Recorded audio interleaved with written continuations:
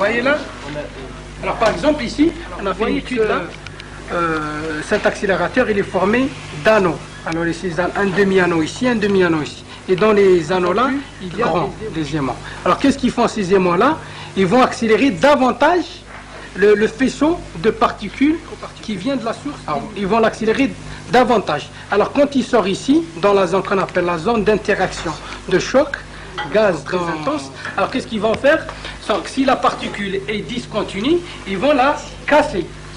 Et elle nous permet ici de voir, on peut voir la trajectoire des particules, des interactions, et les atomistes, les savants atomistes, ils savent interpréter donc, à partir de ces photos-là, s'il y a naissance ou non de nouvelles particules. Alors ces photos-là, je les ai ici. Alors, je vais vous montrer. Alors par exemple ici, on a fait une étude là.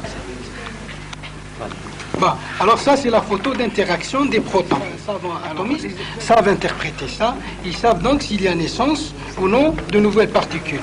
Il s'avère qu'il y a qui sont ici sur la photo. Alors il y a le neutrino, le méson. Alors vous voyez le proton. Alors le proton, lui regardez, les protons eux-mêmes sont constitués d'autres particules. Et ainsi de suite. Alors l'angle formé entre les deux atomes d'hydrogène.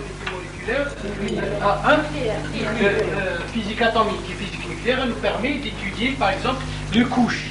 Pourquoi l'atome est formé de... Bon, ensuite en passant à la chimie organique, nous avons le métal.